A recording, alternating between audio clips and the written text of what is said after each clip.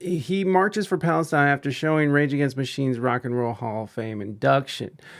So on Friday night, Rage Against the Machine were inducted into the Rock and Roll Hall of Fame. Rage were the only currently active band who were inducted in this year's class, which was heavy on solo artists. The only other group inducted was the Spinners, but Rage Against the Machine did not perform at the induction ceremony. Only one member of the band, guitarist Tom Morello, attended the big show. Zach De La Rocha had something else to do this past weekend. He joined hundreds of thousands of people who marched on Washington to call for a ceasefire on Gaza. After weeks of bombardment, Israeli bombardment has devastated Gaza, killing thousands of civilians, including more than 4,000 children thus far. The American government has done very little to protect the people of Gaza, and the House of Representatives recently approved a $14 billion military aid package for Israel. So $6 billion for Iran to help fund it, and then $14 billion for Israel to fight it. It's like the money is in the disease, not the cure. I'm not trying to say anything. I am saying things. Thus far, the American government has done very little to protect the people of Gaza, and the House of Representatives recently approved a $14 billion military aid package for Israel.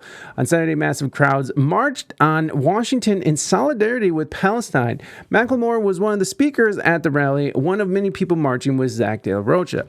Sonny Signa, the videographer whose YouTube channel Hates56 documents hardcore shows and protests, is a longtime Rage Against the Machine fan who traveled with the band and filmed their shows and their tour last year.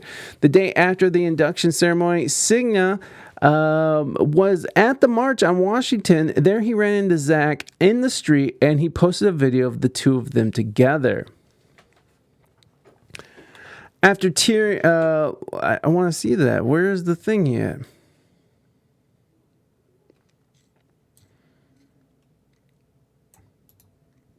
Where was it? On Twitter, though? Was it on Twitter, though?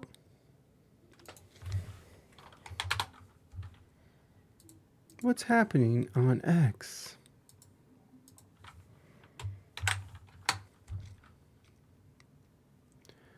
So here's dude with Zach, dude from Rage Against the Machine. This is the dude, the videographer. Damn, that's a fatty ass camera right there. Look at all those people. This was in Washington over the weekend, Washington, D.C. There's a lot of shit going on. 300,000 of us marched on D.C. to support Palestine, self-determination, and called for an end of Israel's genocide. Cell service tanked the live stream, but I ran into Zach, who came out for the march. He talked for a while about this is tipping point in history. People are waking up to how interconnected the fight for liberation is. From Ferguson to Gaza. That's what Hate6 said on November 4th. And then Indonesia had a big old thing the same day. Ditch the Rock of Fame induction and go march and denouncing genocide in Gaza. Zach is a treasure. Yeah. So instead of going to the Rock and Roll Hall of Fame, he decided to go to and this is Indonesia. Holy shit, dude. Look at Indonesia marching for Palestine. This whole Palestine thing has gotten so huge. Again, we've gone over this with Roger Waters over and over again, how he would try to draw attention to this situation in the Middle East, only to be called an anti-Semite, to be banned from college campuses, to people denouncing him, to people calling him a Nazi, to all kinds of horrible things, to people canceling shows on him. Band members turning on him. He's taken a lot of abuse, and for something now that is a mainstream cause. I mean, you're seeing this on left-wing mainstream media in the West, which is crazy to think that CNN is talking about Palestine and the suffering of Palestine, right? And MSNBC, these very left-wing places, and it's turned into a left and right wing thing. Like Israel, if you're for Israel, you're on the right. If you're for Palestine, you're on the left. And it's like, man, why can't we just acknowledge that the attack on Israel was the horrific thing, but also acknowledge that Israel has been mistreating people?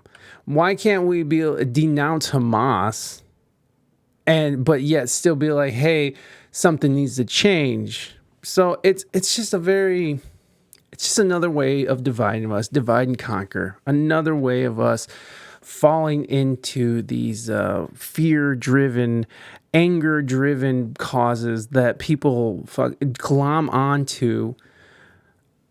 Because why? I don't know. Because they don't have anything else going on. They don't have a character, so they have to go and create one. People do, and I'm talking about these like college kids. I mean, you're seeing these videos of college kids. College kids, New York. Is it New York?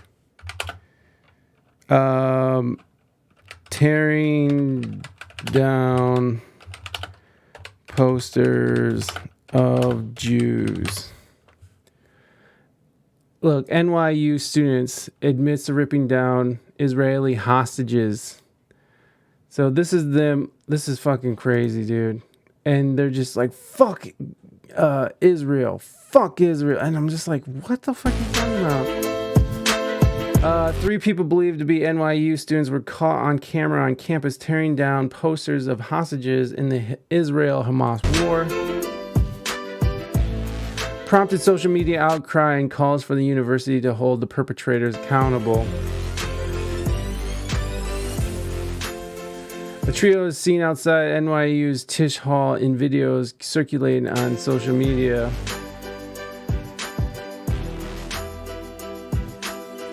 No one stops the group from ripping down the posters, but afterward, an onlooker can be heard calling the aftermath terrible, terrible, terrible.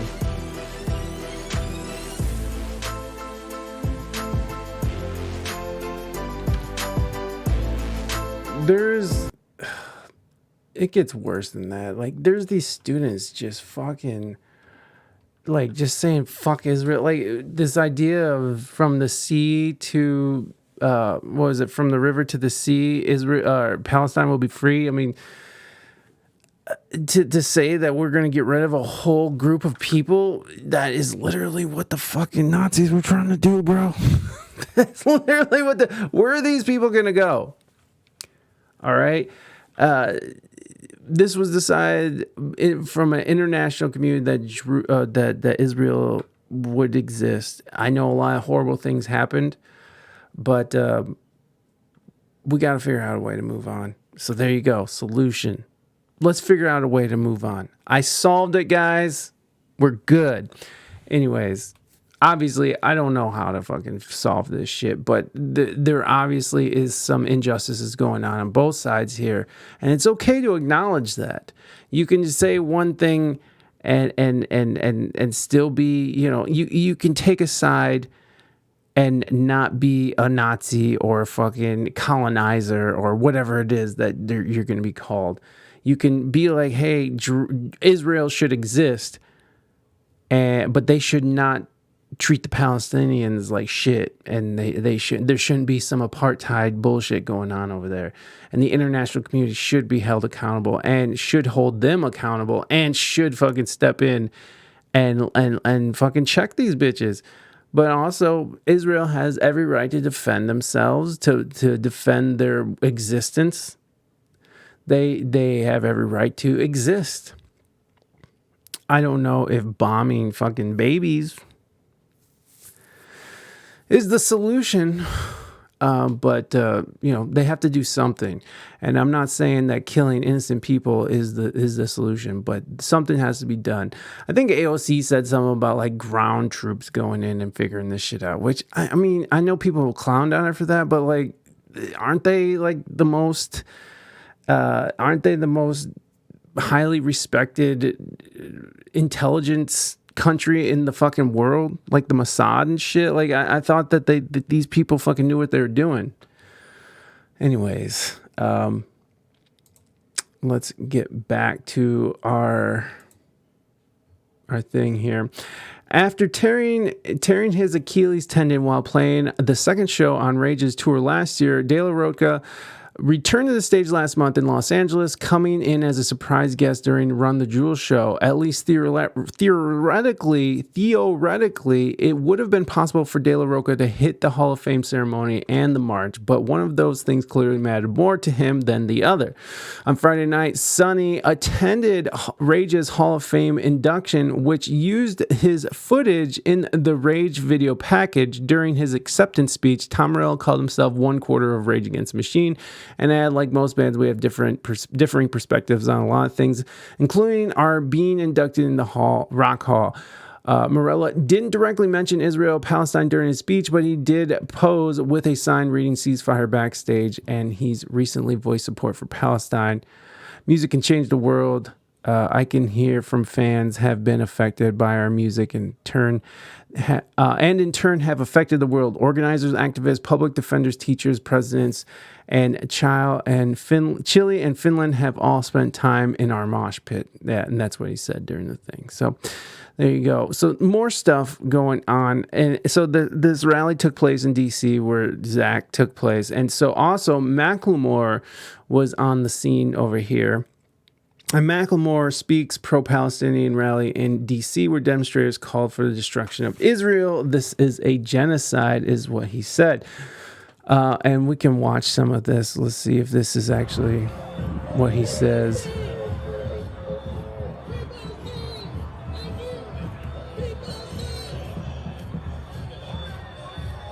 That's not it. Here it is. This is his speech that he gave. You know, first and foremost, this is absolutely beautiful to observe today. I didn't expect to be on a microphone, but there are thousands of people here that are more qualified to speak on the issue of a free Palestine than myself. But I will say this. They told me to be quiet. They told me to do my research, to go back, that it's too complex to say something, right? It might be too complex for Macklemore to say something. To be silent in this moment. Hold on, I like this guy. This guy over here, the sign language guy, is fucking like dancing to this dude's speech. In the last 3 weeks, I've gone back and I've done some research, and I'm teachable. I don't know enough, but I know enough that this is a genocide.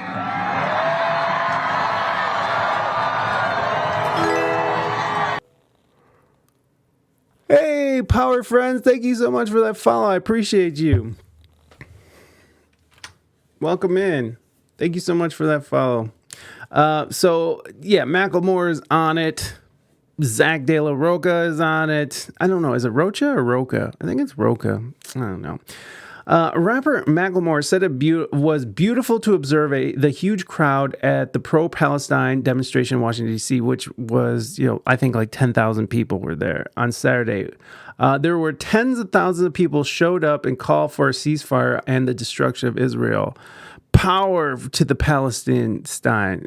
Yeah, man. I'm with you, power friends. They definitely deserve to have their own space and their own land to stand on. But I'm definitely not for the whole let's eliminate all the Jews thing. I don't think that's a solution to it. But there has to be a way for this to work. They told me to be quiet. They told me to do my research, to go back. That is too complex to say something, to be silent in this moment. The singer, whose legal name is Benjamin Hammond Haggerty, said from the podium. In these last 3 weeks, I've gone back and done some research, and I'm teachable. The thrift shop singer told the crowd, I don't know everything, but I know enough to know that this is genocide. Now, again, the response to the attack has been pretty strong. It's been horrible. I've been seeing nothing but dead babies on my timeline for a long time. It's horrifying. So I'm with this whole stop murdering young people and innocent children, where half the population are people under the age of 18. Gaza's eating shit right now. It's terrible. It's a terrible situation. So I definitely think that's they need to like stop murdering innocent people. But I do think that Israel has the right to defend themselves as well. What Hamas did was just atrocious. He noted in his speech that he wasn't the most qualified to speak on the controversy. And that is true. He is not the most qualified to speak on the controversy. But I think people appreciate it.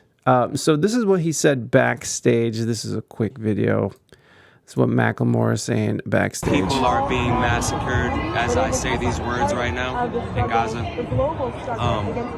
We are up over 10,000 deaths, over 5,000 babies. Human beings will never go back to the way of life that they know.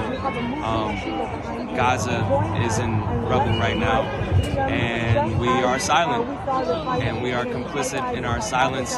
We need to speak up. We need to be the voice for the voiceless and this racist regime that we're seeing right in front of us on social media.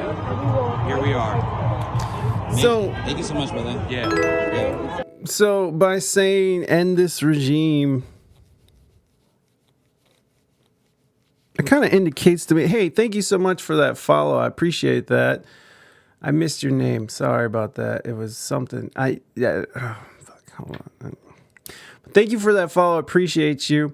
Again, this is another end the regime. That's another call to sort of get rid of an entire group of people. See, I'm just not with genocide on either side. So it's fun to just be a fucking fence sitter, I suppose. But there has to be a better way than just murder an entire group of people on either side. On either side, it just seems a bit much. Now, these guys, a lot of people are sort of coming through a lot of easy peasy. Thank you. You missed my name. Oh, there you go. Easy peasy. Welcome in. Easy peasy. Is this Mean Gene? We don't have that here. I wish we did, easy peasy. But thank you for being here, and whoever you are. Let's see what they're saying. Thank you, man, for standing against genocide. You're a good human person. Brave human. I can't be in D.C. to march for a free Palestine and a ceasefire. Thank you for doing that and speaking up. So this whole thing in D.C. was going on. And same thing in Indonesia. Lots of people calling for ceasefires and stuff. Kid Cudi calls for a ceasefire in Gaza, says it doesn't feel right to release new music and remain silent. That's how cute. Not that I'm against what he's saying. I'm just saying that celebrities, they like to also promote their shit. It's like in that sentence, right? In this short sentence, it doesn't feel right to release new music. That means he's indicating that there is new music coming out. So shameless plug that he does have new music coming.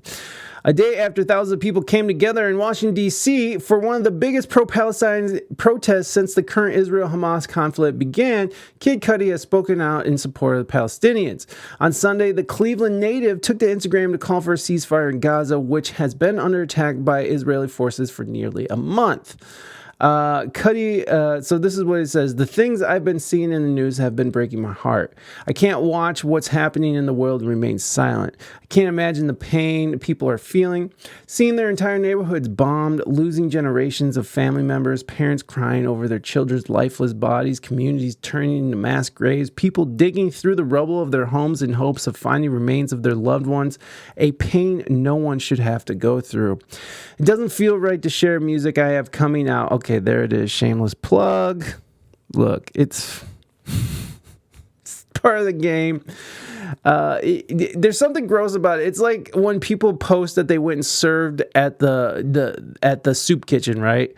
I'm at the soup kitchen serving the homeless. And it's like, bitch, that's gross. I'm sorry. There's just something gross about promoting yourself while also trying to promote a message like, this message of stopping genocide. I just don't feel right that I do have new music coming out, but it just doesn't feel right to put out the new music out November 14th. I don't feel right, talking about my new album, Kid Cudi Does It, coming out November 14th, while there's so much despair in the world. I just can't even imagine talking about my latest album out November 14th. That's how it feels. That's how this message comes across to me. No wonder Kanye stopped talking to Kid Cudi. I know some people are going to disagree with me, but that's okay. As a black man, I stand against all forms of oppression. And as an artist, I feel responsible to give a voice to the unheard and to celebrate the spirit of all people through my work and my presence. It matters to me that my art represents my deepest beliefs about what I think humanity can look like. I'm hopeful we won't attack each other on the basis of upholding basic human rights. I'll always encourage peace for everyone, physical peace, mental peace, spiritual peace. No matter the religion or ethnicity, the loss of innocent lives is never acceptable. This is acceptable. This is real shit. I agree with that. I recognize that there's more to the story than what's happened over the past few weeks, and it's going without saying I love my Jewish brothers and sisters and condemn any violence towards them. Your losses are unimaginable, and you are all in my prayers. My prayers also go out to the hostages and their families. May they be returned safely in the same breath. The collective punishment Palestinians are suffering under Israel's illegal occupation is unfathomable. Anti-Semitism is never welcome. But let's be clear, supporting Palestine liberation is not anti-Semitic, it's human. And here's the thing that we've been talking about for a long time is speaking out against Israel's treatment of Palestinians does not make you anti-Semitic, it makes you compassionate because you're like, hey, these people are being treated as second-class citizens. There is an apartheid going on here. There is a mistreatment going on here. There is war crimes going on here. That doesn't make you anti-Semitic. It makes you a thinking person. And by calling someone anti-Semitic, you're encouraging people to not think. They're encouraging people to stop thinking about it because to think about it is a thought crime, right? It's a war crime. It's a crime against the Jews to question what they do. It's like when you questioned BLM at one point, you were considered racist because you're questioning their motives. Is like, what is BLM really doing? Turns out they're fucking extorting a bunch of money from people, but whatever. But it's a way of shutting down the conversation so people can't get to the truth of the matter. That's why freedom of speech is so important, so people can freely talk their mind and we can get to the bottom of this bullshit. Palestinians deserve their freedom. This isn't politics. These are real lives. And I'm just a dude who gives a fuck about humanity. I stand with the people of Palestine as they demand an immediate ceasefire in Gaza and an end to the ongoing genocide. My heart goes out to all my brothers and sisters of all faiths and backgrounds who are suffering. Free Palestine. With love, Scott. Cudi concluded... Oh, yeah. Cudi's revelation that it doesn't feel right to release new music could mean that his upcoming album, Insano, will be pushed back even further, but he hasn't confirmed that yet. Earlier this year, Cudi announced that the album would be pushed back to January of next year. Later this month, Cudi will take the stage of 2023 edition of Complex Con, which returned to Long Beach for a 2-day... Okay, who cares? So he already pushed it, but what if it's just because he wanted to push the album back? He's like, I can't release an album because he's still not done with it. He's just doing this so he can get... That'd be kind of fucking funny. Honestly, that'd be hilarious. So yeah, lots of people, and here's the thing again, it's like if you're for Gaza or for Israel, either one is wrong. You're always going to be attacked by somebody if you make these decisions. To be vocal. I do want to go and check out one more thing. So Bjork was also shit on. Bjork, is this what you call sharing? Bjork faces criticism for sharing controversial map of Israel-Palestine on Instagram.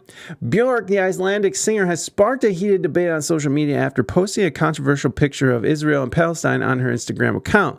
The picture showed how the land was once mostly Palestinian in 1946, became mostly Israeli by 2012. Bjork captioned the picture with, "Is this what you call sharing?" and expressed her support of Palestinian cause. So, and this is the famous, I believe, Al Jazeera is the one who originally posted this, I believe. But this just sort of shows you the map over time and how Israel has sort of been settling and pushing the boundaries out. The post, which received more than 300,000 likes and 50,000 comments, has divided the opinions of Bjork fans and followers. Many people criticize Bjork for being biased, ignorant, and anti-Semitic. Some accuse her of spreading misinformation and propaganda. Some said she should just stick to music and not get involved in politics. Some even threatened to boycott her music and concerts, which is normal bullshit, right? However, Bjork also received some positive feedback from people who agreed with her or appreciate her courage. Some praised her for being brave, honest, and compassionate. Some thanked her for raising awareness. The picture that Bjork posted on a series of maps that have been widely circulated and debated online. The maps show how changes in the land controlled by the Palestinian Israelis from 19... Yeah, we know that. Okay. Bjork has not responded to the backlash or the praise that she has received for her post. She has not deleted or edited the post either. She has continued to post other pictures on her and videos on her Instagram account, mostly related to her music and art. So she's like, fuck you. I said what I said. I said what I said. And I'll say it again.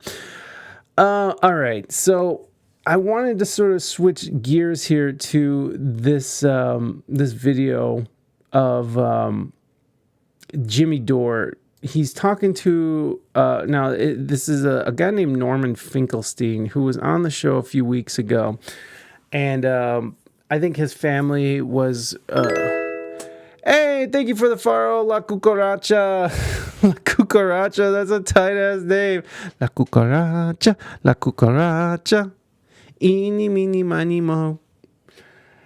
Okay, so we're gonna watch a little bit of this of the Jimmy Dore show and Norman Finkelstein because he has some interesting things to say. We're gonna kind of cut away, go to another video, and get a little deeper into that, and then maybe we'll watch something else on it, and then hopefully we'll move on to another subject, or we'll just end. Who knows? Who fucking knows? We'll find out though. Question: what were the people of Gaza supposed to do? I'm going to give you a frank, personal admission, and I'm not proud of it, but I want to place this current situation in context. I first became involved in the Israel-Palestine conflict in June 1982, when Israel sounds like he's been involved for a long time. Invaded Lebanon. I ended up writing my doctoral dissertation on a topic related to the Israel-Palestine conflict. And then I ended up devoting the whole of my adult life to that conflict. 40 years. God damn, that's a long time, son. And come 2020, even I gave This guy talks a little slow. I'm going to speed it up. up. I started to write about other subjects. I thought the situation was hopeless. Mm-hmm. And there was a lot of guilt stirred up inside me because I realized I was abandoning a people trapped in a concentration camp. Now, I don't want to be emotive. I don't want to be dramatic. Moving Dutchman Bob, However, thank you for that follow. It behooves me to say both my parents were in concentration camps during World War II. My mother was in Majdanek concentration camp. My father was in Auschwitz concentration camp. And I was riddled with guilt that people facing circumstances like my parents So this man, both of his parents were in concentration camps, and he's defending, in a way, he's defending Hamas and the Palestinians. And I had abandoned them. So if even I had abandoned them, not making any claims to sainthood, but simply the fact that I invested 40 years of my life in that conflict and finally had to resign myself to the fact that nothing can be done. So, does it really surprise you? Is it really a shock that a couple of days ago, the people of Gaza, most of whom, let's bear it in mind, most of whom were born in that concentration camp. Mm-hmm. They were born into it. Does it really? He's referring to Gaza as a concentration camp. People are referred to Gaza as an open-air prison because of how restricted it is and how trapped in there they are, and how Israel has complete power of what goes in and out of Gaza, and even their power and water, electricity, internet, stuff like that. What happened? To break free of that concentration camp. And who dare criticize whatever tactics they employ?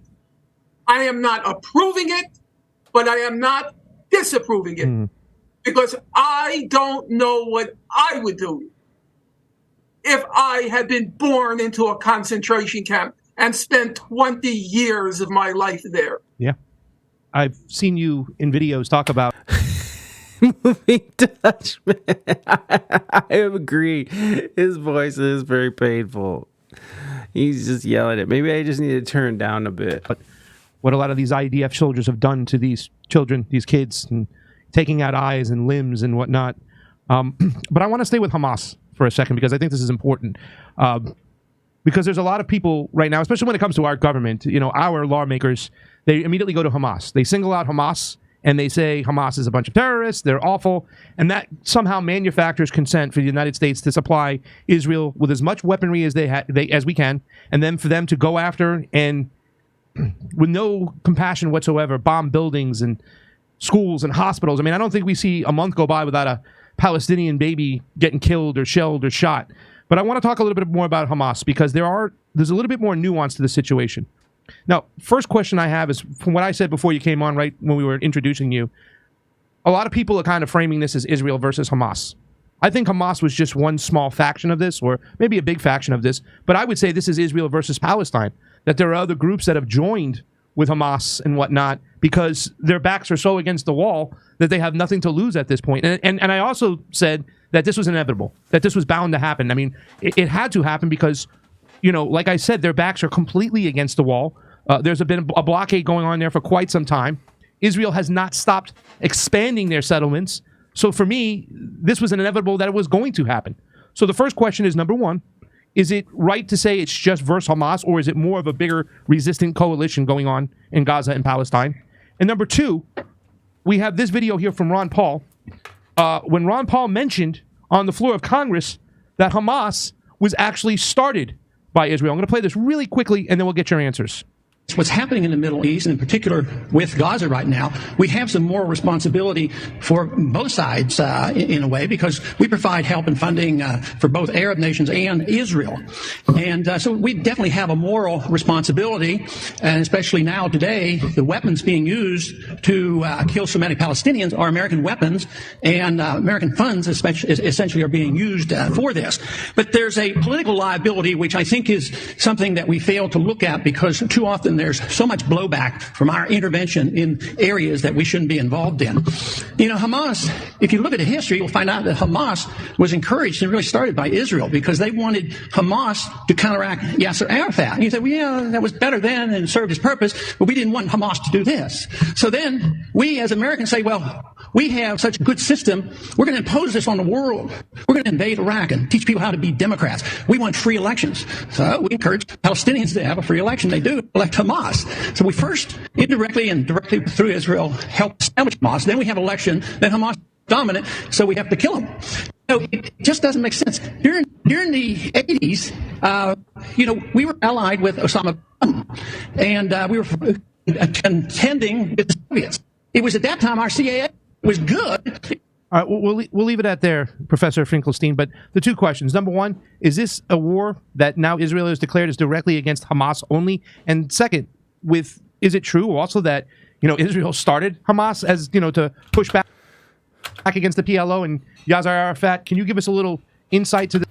So, Ron Paul, who is everyone's like the god of the Libertarian Party, the Jesus Cristo. He's always been that person who's talked outside of the narrative, and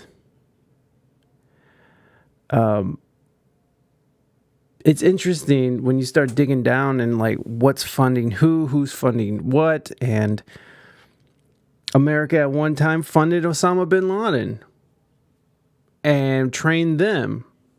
I think it was to fight the Russians, right? And then they ended up turning on us because they're sick of our shit. They're sick of us fucking having bases in their religious areas. They're sick of the treatment of Israel. I'm funding Mexico only. There's a lot that they're over. Because if you listen to them, they'll tell you exactly what they're pissed off about. And so it's really interesting, that idea that what starts off as someone funding, for one reason, it's like when they introduce a new breed of animal from a different part of the world to defeat like mice. Like, what was it? It was I think, was it Australia that invented a certain who brought over a certain kind of frog to eat a certain kind of bug or something that was infesting and destroying crops, and then that frog ended up overbreeding and destroying a bunch of crops and stuff. So it's this idea of funding a certain group of people. At Boxreds, do you have something to add to the conversation, bro? But yeah, come on, Botrix, add something. This idea of intervening and funding these different groups for a specific purpose, just for it to kind of come back and kick you in the ass. So this is the Intercept, which was started by, I believe Intercept was started by Glenn Greenwald, who was the guy who broke the Edward Snowden story. And this is back from 2018, and this is actually called Blowback: How Israel Helped Create Hamas. So I was actually interested in this. I wasn't sure how it all was connected, so I'm going to be learning with you guys too. Intercept is pretty reliable for the most part. It's kind of interested. I was kind of interested in the answer. Me too. Come on, Botrix. Oh my God, sorry guys, that's loud. The Palestinian militant group Hamas has carried out brutal acts of terror against Israeli civilians, and Israeli and American leaders are always keen to tell us how dangerous and evil Hamas is. The inhumanity of Hamas. I have no sympathy for Hamas. That keep shelling Israel with thousands of rockets and mortar shells. But what if I told you that Israel helped create Hamas?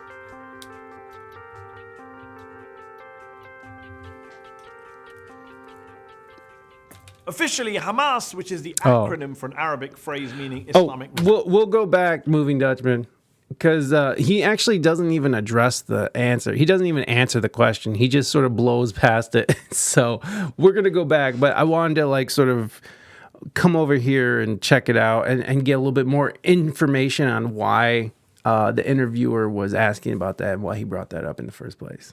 Resistance movement was founded in 1987, at the start of the first Palestinian Intifada, or uprising against the Israeli occupation. But its roots were planted much earlier. The Hamas founder Sheikh Ahmed Yassin was a half-blind, disabled Palestinian cleric and member of the Muslim Brotherhood. The Brotherhood had been repressed by the Egyptians in Gaza prior to 1967, but once the Israelis invaded and occupied the Strip, they didn't just turn a blind eye to these Islamists, they encouraged them. See, the Israelis, especially right-wing Israelis, wanted to undermine the power of the dominant Palestinian political force at that time, the nationalist PLO, at the heart of which was the secular Fatah party of Yasser Arafat, their bête noire.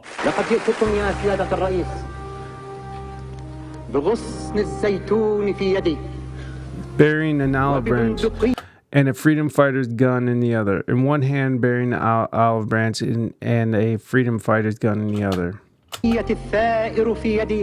By empowering Sheikh Yassin and the Muslim Brotherhood, Israeli leaders thought they could divide and rule the occupied Palestinians, play them off against each other, secular nationalists against religious Islamists. So in 1978, when Yassin wanted to officially register his Islamic Association, which was basically the precursor to Hamas, the Israelis were only too keen to help. Yassin built and grew a network of Islamist social institutions across Gaza, including schools and clubs and mosques, and Israel helped fund some of those projects. Most American politicians have no clue about any of this, although the former Republican Congressman Ron Paul once made this point on the floor of the House. Hamas was encouraged and really started by Israel because they wanted Hamas to counteract Yasser Arafat. Arafat himself told an Italian newspaper, quote, "Hamas is a creature of Israel." He even claimed that former Israeli Prime Minister Yitzhak Rabin admitted as much to him, calling it a fatal error.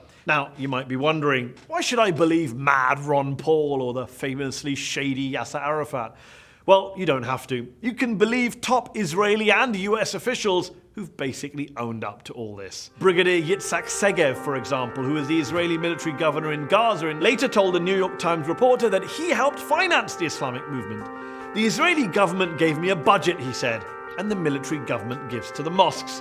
Colonel David Hakam, who worked in Gaza in the late 1980s as an Arab affairs expert in the Israeli military, has admitted that the original sin was Israeli support for Yassin in the late 70s. But at the time, he has argued, nobody thought about the possible results. Right. Well, Avner Cohen did.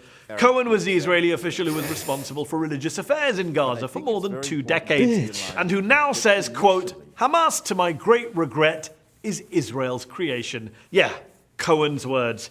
He actually wrote an official report to his superiors in the mid-1980s, warning them not to play divide and rule in the occupied territories and calling on Israel to, quote, "break up."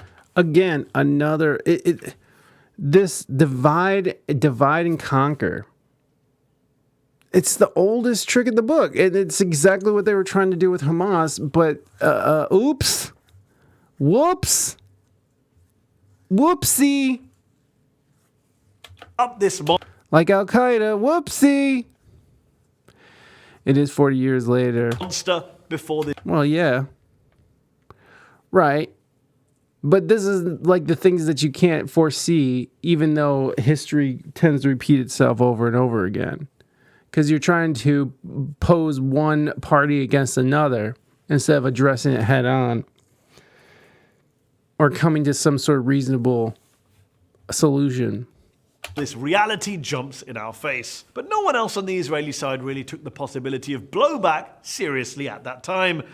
They never do they? No, Hamas they don't. has since killed far more Israeli civilians than any secular Palestinian militant group, and its leaders have been pretty viciously anti-Israeli and even anti-Semitic in their rhetoric. You have no place among us. You have no future among the nations of the world. And this is Mohad al-Zahar, the founder of Hamas, one of the co-founders.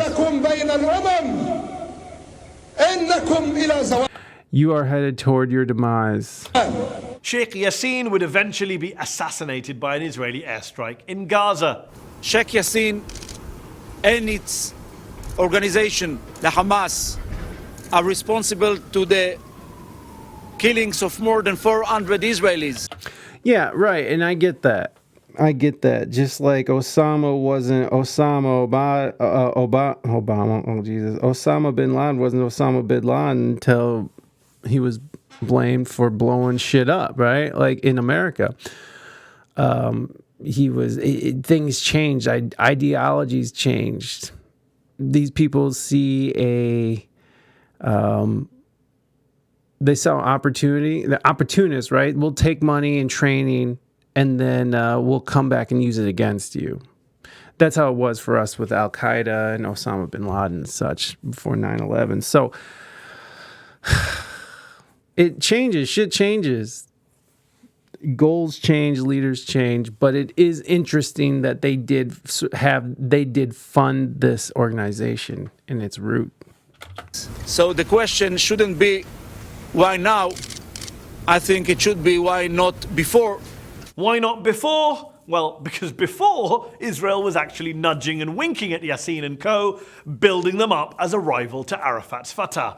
The die was cast for blowback. Blowback, incidentally, that they decided to double down on when they assassinated Yassin. You can hear the crowds chanting for Hamas, and any idea that this operation would actually suppress or diminish that organization seems to be ill-judged. The inconvenient truth is that Hamas is in part a creature of Israel's own making, an enemy that Israel spent more than 20 years helping to build up, and then spent the next 20 years, the past 20 years that is, trying to bomb, besiege, and blockade out of existence. Jesus. The 3 Gaza wars fought by Israel against Hamas since 2008 killed around 2,000 Palestinian civilians and a dozen Israeli civilians. That's the real human cost of blowback. David Long, a former Middle East expert at the US State Department under Ronald Reagan, told journalist Robert Dreyfus, "I thought the Israelis were playing with fire. I didn't realize they'd end up creating a monster. But I don't think you ought to mess around with potential fanatics. It's a lesson both the Israelis and the Americans never seem to learn, though. Yeah. And as usual, innocent people, in this case Palestinians and Israelis, continue to lose their lives as a result."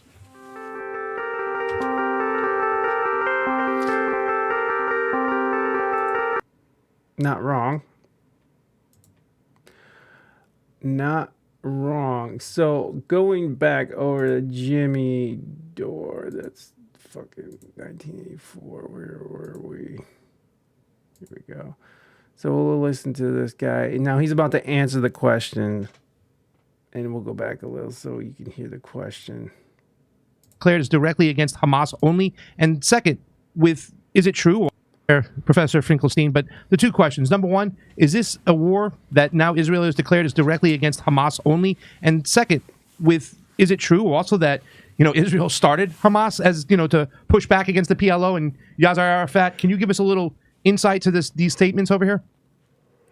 It is factually correct what Ron Paul said, that Israel encouraged in various ways, for example, by not exerting as much repression on Hamas as it did on the PLO back in those years in order to create a counterweight to the PLO. I don't want to get involved in that history because to some extent, even though the point he made is historically valid, it's, if you don't mind my saying so, it's water under the bridge. No. It's happened. So we're going to just... Moving Dutchman. That was Moving Dutchman's point in a roundabout way.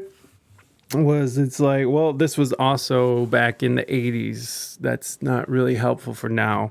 And so that's what he's doing. He's sort of blowing past the question, and now he's about to socket. He's about to go in a new direction. Accepted as a fact, or a different direction. As a historical point, he is correct. Let's talk about several things about Hamas. Bear in mind, as I continue, I do not defend Hamas. That's the responsibility of the Palestinian people to choose their leaders.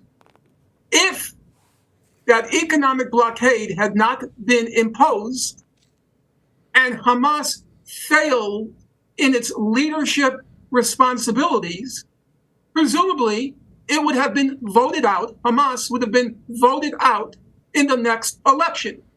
The democratic process was never allowed to the Palestinian people.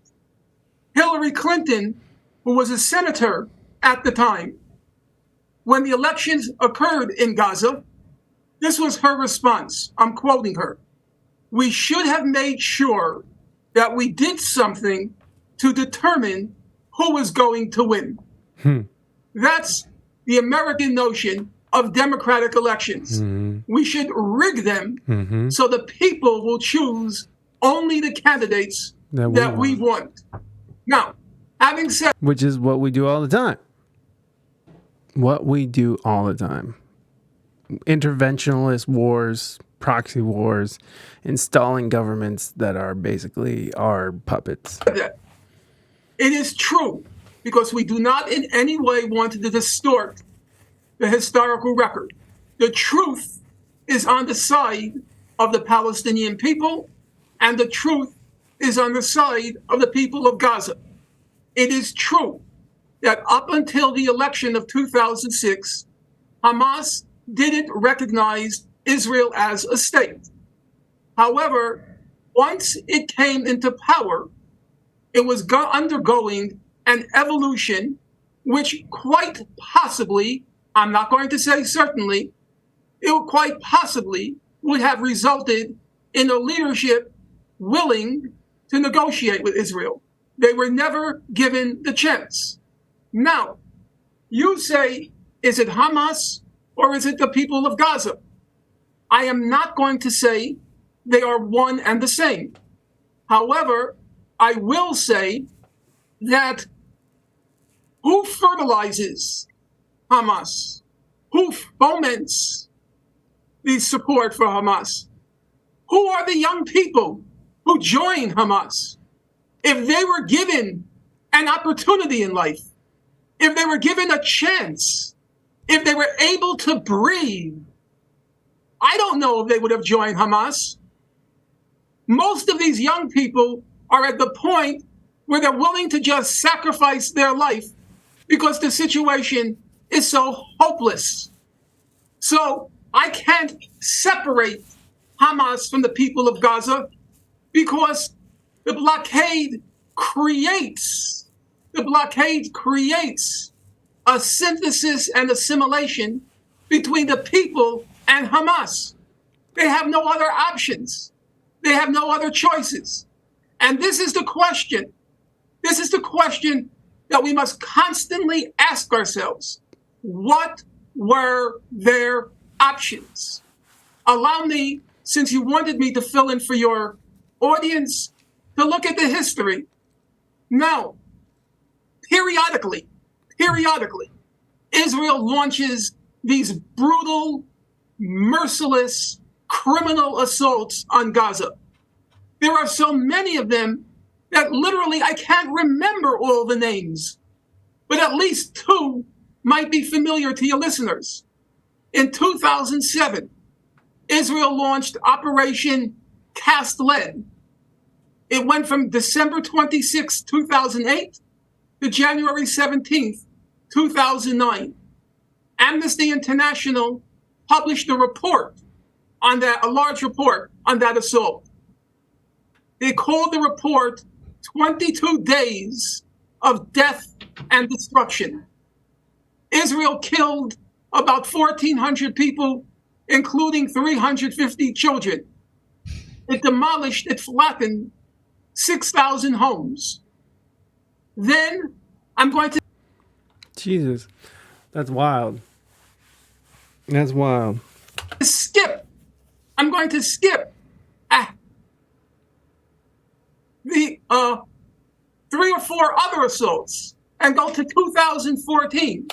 But I'm wondering, see, here's the thing. I'm wondering, were those a result of Hamas attacks or a Palestinian attack? Why was that? Why did they start bombing Gaza in 2008? That's weird. Israel launches Operation I wish he would say why they did that. Protective Edge. It kills 550 Palestinian children. It demolishes 18,000 homes. Peter Maurer, he was the president of the International Committee of the Red Cross. Right. And that's the thing. It's like if Hamas is like constantly launching attacks, again, it comes down to the idea of does Israel have the right to defend themselves? And it's like, well, yeah, any nation has has the right to defend themselves.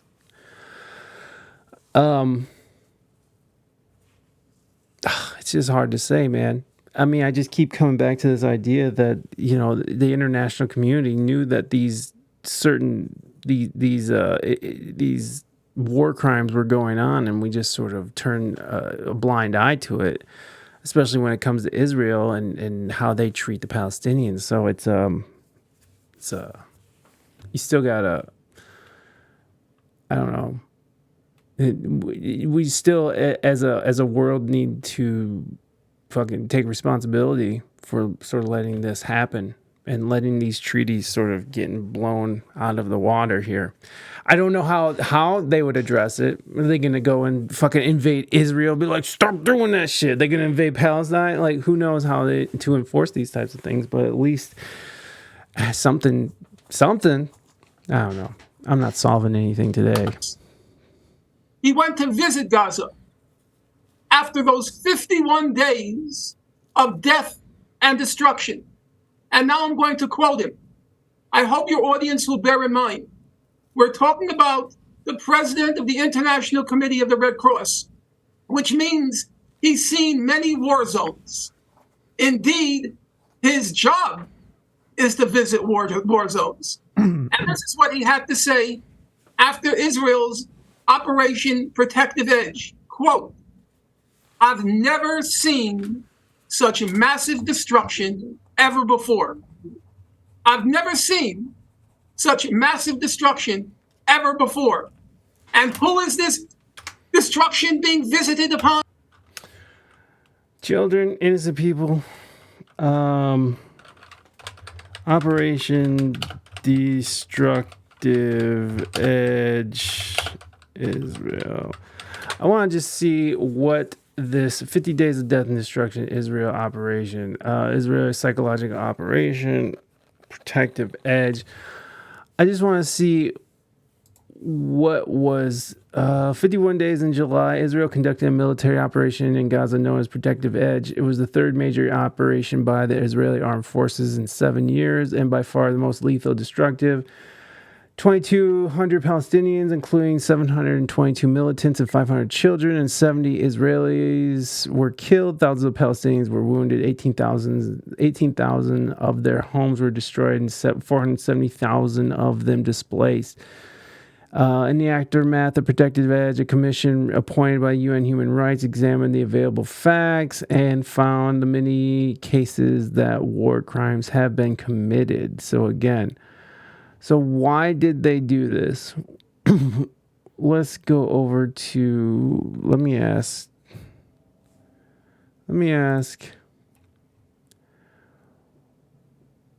why, what was it called? Protective Edge, not destructive, Protective Edge. Protective Edge. Wow. Why? Let's see if ChatGPT gives us anything. In response to an unceasing missile, rocket, and mortar fire on civilian centers in Israel. Yeah, so there it is. So it's always in response to an attack on Israel. And when it's in your doctrine that you want to eliminate Israel and the Jews off the face of the planet, you're not going to have a friend in Israel. Oh, Lord. So, okay, I'm glad that we got to the bottom of that. So I saw this other thing. So, let's see. Israeli politician blames Gaza children.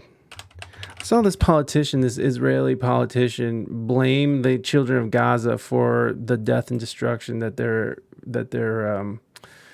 I do not like that. let's see. Yeah, the children of Gaza have brought this upon themselves. Let's see if Reddit. Let's see if they have the video.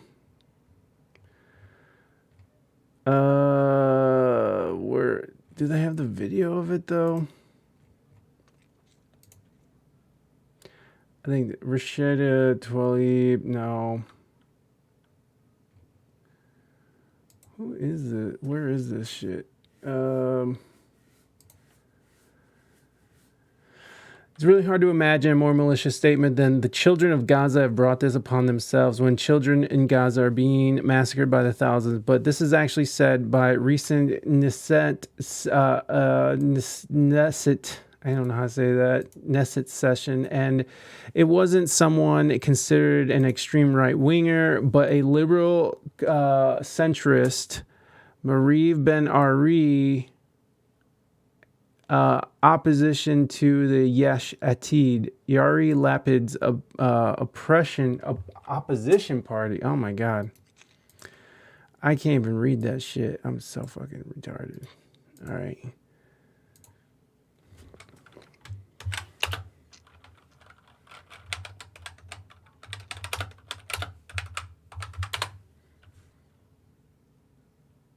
Let me see. All right. This is probably the video. Watch this shit. והילדים בעזה, הילדים בעזה הביאו על עצמם את זה. יש ילד, הוא ילד, הוא ילד, הוא ילד. אם הוא ביישובי העוטף או בעזה עצמה. That's not, we need it. Israeli politician. Colleagues said that all children are equal. As a child, whether from Gaza perimeter or Gaza itself,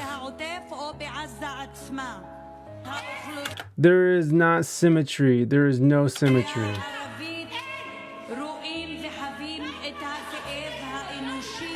Then she made a more malicious statement. So there is no, hold on, let me see what she's saying. Malicious statement. So there is no symmetry. And the children of Gaza brought it upon themselves.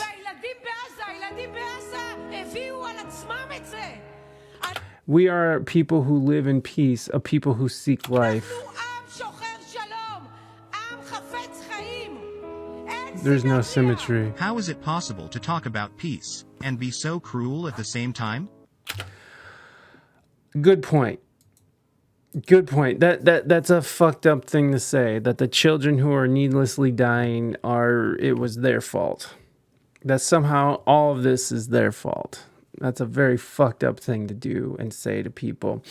The full over 3-hour session from Monday can be seen here. Ben Ari is evidently getting worked up as Palestinian lawmaker Ada Toma Selman bemoans the loss of civilian lives, both in the area surrounding Gaza and in Gaza, imploring that we make an effort to release hostages and get civilians out of the circle of blood, Jews as well as Arabs, Israelis as well as Palestinians. A child is a child, pointing out that over 900 children have been killed from Israel's bombing in Gaza. So, yeah. It's kind of fucked up.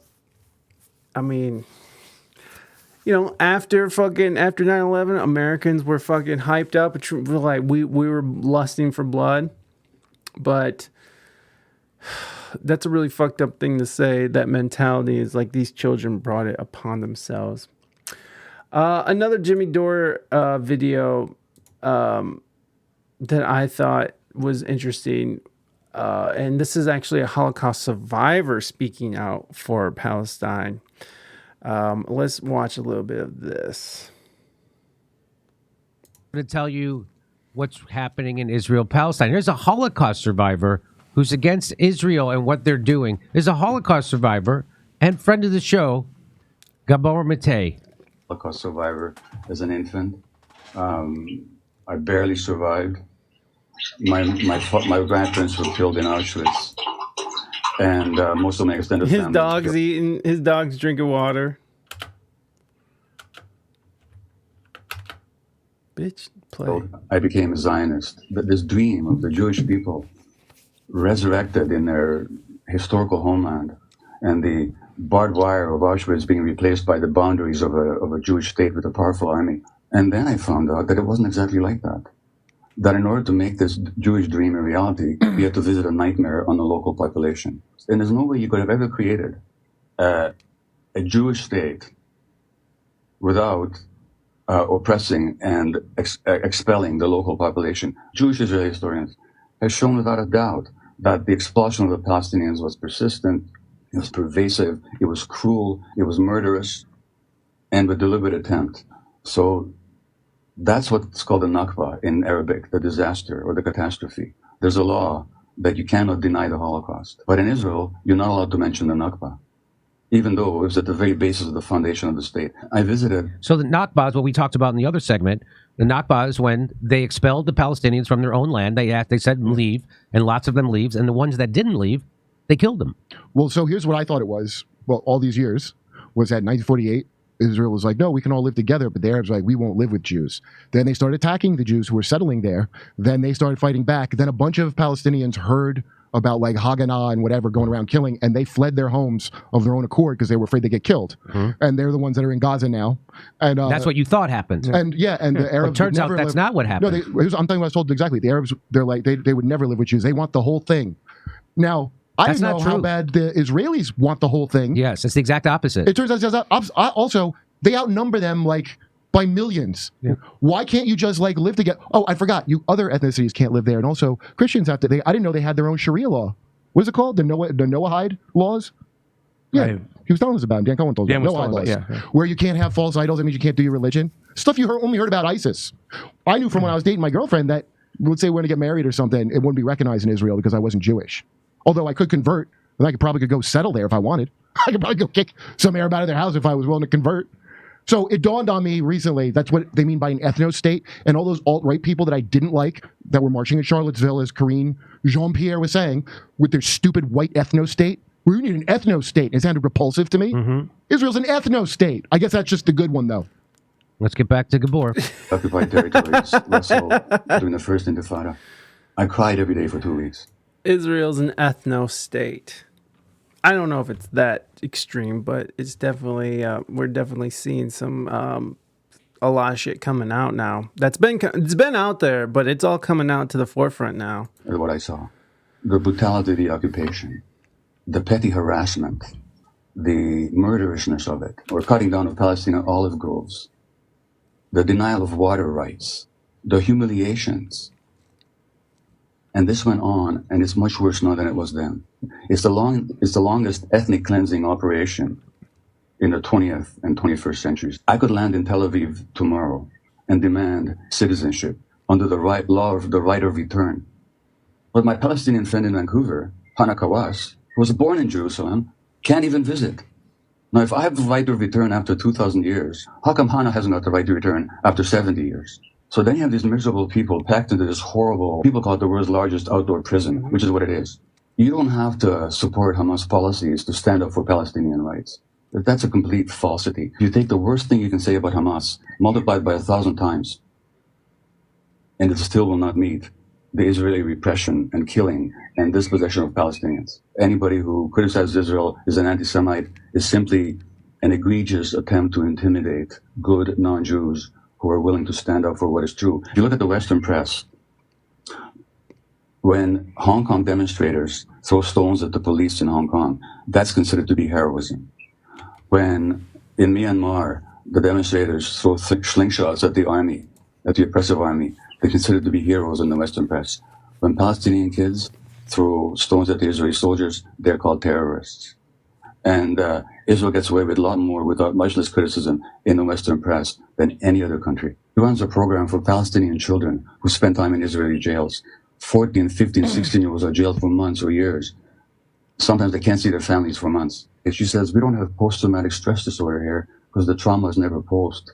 The trauma is daily, she said. If he's got any ounce of humanity left, he would cry like I did for 2 weeks when I was there. Anybody can go on YouTube and listen to Ilan Pappé, an Israeli historian. Anybody can listen to Norman Finkelstein, a Jewish professor, world expert on Gaza, who was denied tenure at his university because of his public speaking against Israeli policy. You can listen to any number of Israeli Defense Forces soldiers who talk about the brutality that they now regret having committed. You can listen to Israeli pilots who talk about why they refuse to fly over Gaza because of the atrocities they're made to commit. You can get all the information you want. So if anybody these days doesn't know, it's not because the information is not available. And none of that excuses not knowing truth. And it's deliberate. So right there, he speaks to the heartbreak I had in this very room when RFK Jr. denied the humanity of the Palestinians, called them a bomb factory and all that, and just twisted everything possible he could twist, and denied RFK. So like RFK, you know, there's a lot of people who have never known or have a hard time believing that Israel is committing these sorts of atrocities.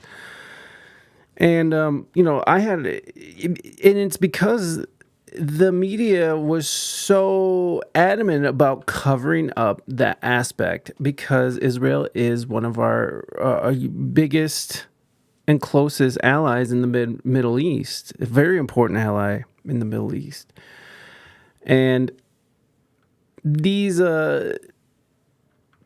it's so interesting to see people who will deny it and be like, no, this is not what's happening. And even, you know, like it wouldn't have surprised me, but I wasn't sure for the longest time what, you know, as we're covering the Roger Waters stuff over the last year or so, you know, I maintain the whole time, it's like, you know, I don't know what's going on over there. But as I talk to my brother-in-law who's been there and seen it, who has actually suffered from the oppression of the Jewish state over there, and now as you see more and more video, more and more people coming out and talking about, as the Western press is actually starting to, which is actually confusing to me, like if they are our allies over there, why are they speaking out against Israel right now, the Western liberal press? But it's only because they're sort of pandering to their base.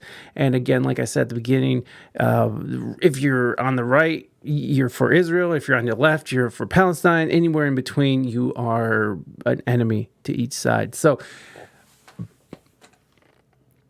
they've just turned it into sort of a political issue and to cause derision and division. Again, more, if we're not already divided already. Yeah, it's been suppressed for a long time, the treatment of the Palestinians by the Israeli state. So now that it's all sort of coming out, more people are talking about it, you know, it's getting more attention, which it should. It should get attention. This stuff should come out. People should know about these things. The reality of what's going on. And it wrecked everything good. And he's doing great things. Bobby Kennedy is standing up against authoritarianism. Bobby Kennedy. Yeah, and, you know, I like Bobby Kennedy as a candidate. It's so weird to me to see how many people are still not knowing what's going on over there. But it's only because we have a Western propaganda machine that only gives you one side of the story. I was on a podcast a couple weeks ago, and it was before the left really took on this whole pro-Palestine movement. And I was talking to them, and they were all getting mad. It's like, no, that's not what's happening. No, Gaza Strip is not open air. They have the fucking Jews, the Israelis haven't been in Palestine since 2006. And it's like all this shit they're saying, and it's all just propaganda from the West. And me and one other girl on the panel were like, well, actually, no, here's like what's happening. You know, I pulled up documents from the UN, and Amnesty International, the Red Cross, all these things that they were talking about in these interviews, and they're all like, "Well, that's fake news. UN, I don't trust the UN. I don't trust Amnesty International. I don't trust the Red Cross." Which, again, what we've seen in the past few years is that any organization can be used to push a narrative depending on where funding is coming from. So, of course, you'll have the CDC being like, "Oh, the vaccine's safe and effective." Turns out the CDC has some money invested in the actual the making and distribution of the fucking vaccine. So you just got to know where this information is coming from.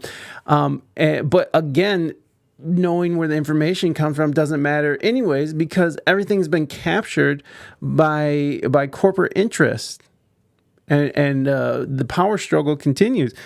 We can't even trust these news outlets.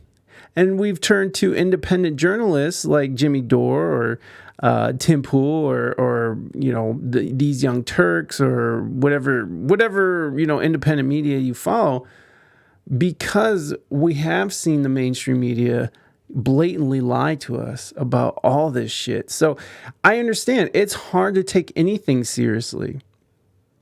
So when I was saying that the UN and Harvard and France and South Africa all view the Gaza Strip and the West Bank as apartheid states, then it was hard for them to actually believe it. And that's what he's sort of saying. He's sort of making the point is like, we here in the West have not gotten the full story for a long time.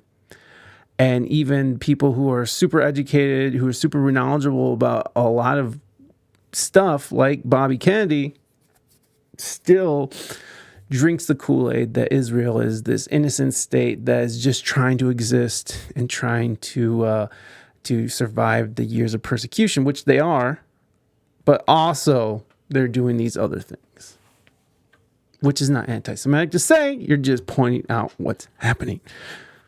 He's telling the truth about Ukraine. Bobby Kennedy's telling you the truth about COVID, about the insidious murderousness of our FDA and CDC and the people that they work for in Big Pharma. And he's been doing it for a lot longer than anybody else. And then to go along with this, it's the worst thing. And by the way, this is going to start World War III, as we're going to see in another segment, because they're going to bring Iran into it. Turkey's going to get into it. Wait, so if Turkey gets into it, my buddy texted me today. So Turkey's in NATO and Israel's not. Yes. So how the hell does that work? So exactly. So now if Turkey attacks Israel, we are now, by our treaty, our NATO treaty, have to side with Turkey. We are not going to side with Turkey. Yeah, exactly. Yeah, that's that makes things even more complicated. If Turkey, a NATO nation, attacks Israel, who are we fighting with and who are we defending? Woo! It's heating up, baby. It is heating up. Why are you gay? Are you saying a rules-based order will also not apply? That rules-based order will not apply. Let's listen to the rest of this. Attempt to silence anybody who speaks, Jewish or non-Jewish. And I really wish that non-Jews of goodwill would stand up against the calumny and not be intimidated by this charge of anti-Semitism. I really wish that. It's not a question of being pro-Palestinian. It's a question of are you in favor of justice and liberty and freedom and truth, or are you not? By the way, I'm not pro-Palestinian. I just can't believe a genocide is going to happen. I've never been pro-Palestinian. Yeah, this is naked murder. This has got nothing to do with being pro-Palestinian or pro-Hamas or any of that. This has got to do with seeing exactly what the game that is being played. The game, why do you think Benjamin Netanyahu in Israel funds Hamas? Why do you think they've been doing that since at least 2006? Why do you think they've been funding them? Why do you think? Because they like them? Well, he said because he wants to prevent a Palestinian state, and that two-state solution that moron liberals thought was a thing was never a thing. Because he wants this. He wants the ethnic cleansing. And so do a bunch of people that are in charge there. Every idiot liberal that was like, oh, I guess they can't have a two-state solution. No one wanted them to have that. You're a more... It's like if you send money to BLM. You're that stupid. Okay. Did you send me... Okay. Okay. Can you, Steph, can you screenshot the super chats and send them to me? Text them to me, okay? I didn't know Gabor Mate was anti-Semitic, by the way. I didn't know. Look at Gabor Mate is an anti-Semite, self-hating Jew. Guy survived the Holocaust and he hates Jews. And he hates Jews. Like and so Seth Rogen too. We showed Seth Rogen yesterday. Yeah. Hates the Jews. Mm-hmm. Wow, it's a bizarre world. Norman Finkelstein hates the Jews. All these Jews. Jews. His parents were, I believe, in a concentration camp, were they not? Norman Finkelstein's, yeah. His mother and father were in a concentration. They were like in Auschwitz. Oh, yeah. No, he talks about that. And Crocodile he still tears. hates Jews. Yeah. Do dissidents, Russell and Keaton, self-hating? Everybody we've had on the show that has given us the information Dan about what's Cohen, going on. Max Blumenthal. Jews. They're all. We're bringing on Jewish people to tell us the history and the true thing that's happening with the Israeli-Palestinian conflict. And if there's no, he's like he said, there's no excuse. The information's out there. It's rough, man. And so it's still a mystery why RFK Jr. would tank his own campaign for this. And I hate to say it, but I'm starting to suspect women don't have dicks.